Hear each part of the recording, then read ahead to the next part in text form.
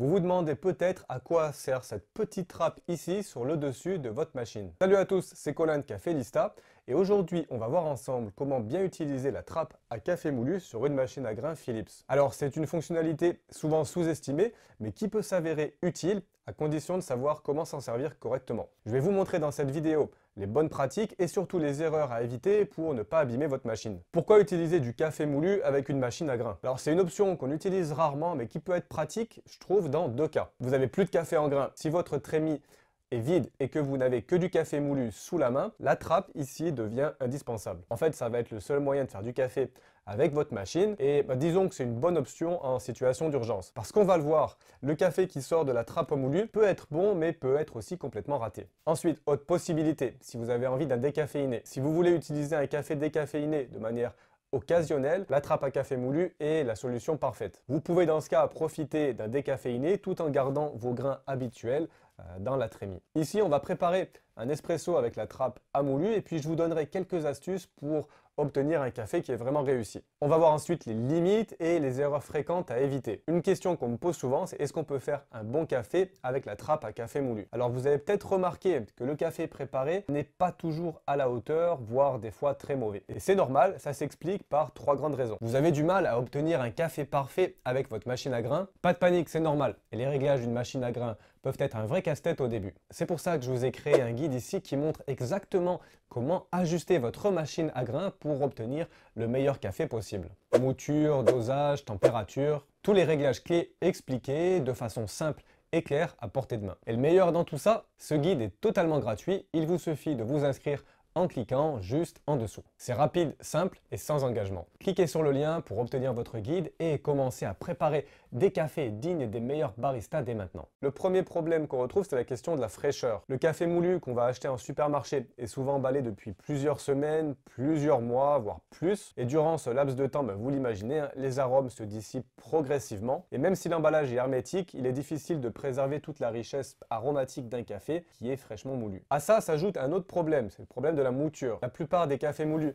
disponibles en grande surface sont destinés souvent à des machines filtres. Leur mouture dans ce cas-là est volontairement plus grossière et malheureusement, cette mouture ne convient pas vraiment aux machines à grains qui elles vont nécessiter une mouture qui va être plus fine pour assurer une bonne extraction. Avec une mouture trop grossière, l'eau traverse le café trop rapidement, ce qui donne dans ce cas-là une boisson claire, fade, sans profondeur. Et enfin pour finir, parce que c'est pas tout, il y a aussi le problème de la dose. Les trappes à café moulu sur les marques Philips, mais aussi sur les autres marques comme les DeLonghi, acceptent en général une quantité un peu plus limitée de café. On est entre 7 et 9 grammes, et c'est souvent trop juste pour obtenir ici une tasse qui sera un peu plus riche, plus équilibrée. Alors imaginez, on combine ici les trois problèmes. La limitation de la quantité de café, combinée à un café moins frais et une mouture inadaptée, fait, vous l'aurez compris, que le résultat en tasse est souvent très décevant. On a un café qui est trop clair, acide, sans les arômes qu'on attend d'un espresso. Alors quoi faire? Voici comment bien utiliser. Je vais vous expliquer comment se servir de cette option sur les machines Philips, puis on verra les petites astuces pour essayer d'améliorer notre café. Ici, c'est important de bien suivre les étapes. Tout d'abord, allumez toujours votre machine en premier. Ici, c'est vraiment un point crucial. Si vous versez le café moulu avant que la machine soit allumée, le groupe d'extraction risque de ne pas être en place. Dans ce cas-là, le café va tomber dans le conduit et va se disperser partout à l'intérieur de la machine. Ça devient dans ce cas assez compliqué à nettoyer. Alors toujours allumer sa machine en premier. En numéro 2, alors un petit rappel, mais ne jamais mettre autre chose que du café moulu. Ne jamais mettre du café en grains. Ça va vous sembler évident, mais le matin on peut être un peu distrait, mal réveillé, et en fait c'est une erreur que moi je vois très souvent. Si vous versez par erreur du grain dans la trappe à café moulu, ça peut endommager de manière irréversible votre machine. Un conseil donc, prenez toujours le temps de vérifier que vous utilisez ici cette trappe avec du café déjà moulu. On a la machine allumée, le café moulu. Maintenant, on va devoir sélectionner l'option café moulu. Pour ça, ça va varier un petit peu selon les modèles. Pour la Philips 2200, 3200 ou 2300, on va sélectionner en appuyant sur l'intensité du café. Si on appuie 3 fois, on sélectionne l'intensité. Si on garde le doigt appuyé sur le bouton, on va donc passer sur l'icône qui est juste en dessous, café moulu.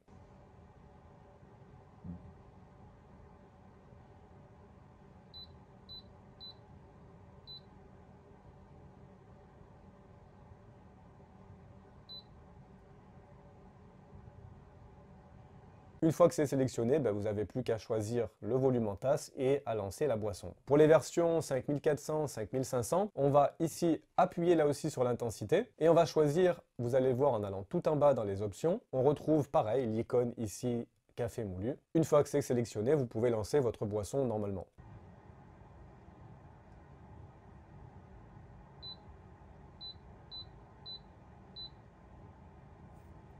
Enfin, une petite précision, la machine vient avec une cuillère doseuse. Cette cuillère va nous permettre de doser environ 7 à 8 grammes de café moulu. Une fois que vous avez ça, donc vous versez la dose dans la trappe en vous assurant que tout le café tombe bien dans le conduit. D'ailleurs, faites attention à la condensation qui peut rendre les parois un petit peu humides et justement coller le café. Ce sera important de s'en rappeler pour nettoyer régulièrement cette partie pour éviter que les résidus moisissent au bout d'un moment. Une fois que ça c'est fait, vous pouvez appuyer sur démarrer le café.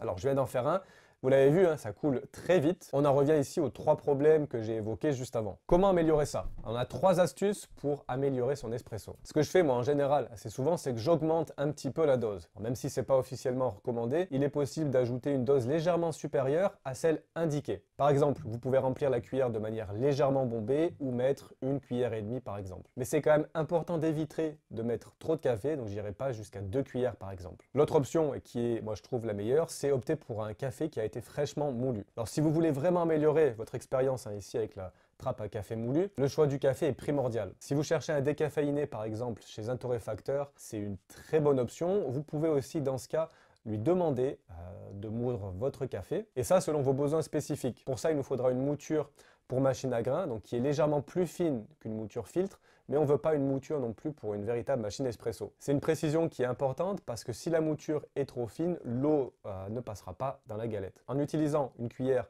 un peu plus remplie et un café frais, fraîchement moulu, avec une mouture qui est un peu plus fine, là, normalement, on devrait avoir un bon résultat en tasse. Alors, j'espère que ces conseils vous auront aidé à mieux comprendre son utilisation. Puis, un dernier rappel, je l'ai mentionné, mais pensez à bien nettoyer cette partie de votre machine pour qu'elle ne s'encrasse pas avec le temps. Si vous avez des questions supplémentaires ou envie d'explorer d'autres astuces, n'hésitez pas à me mettre ça dans les commentaires. Tiens, d'ailleurs, si vous avez aimé cette vidéo, moi, je vous conseille de regarder celle-ci. Je pense qu'elle devrait vous intéresser. Et puis, comme d'habitude, je vous dis à très bientôt. Je vous souhaite une bonne semaine. Ciao!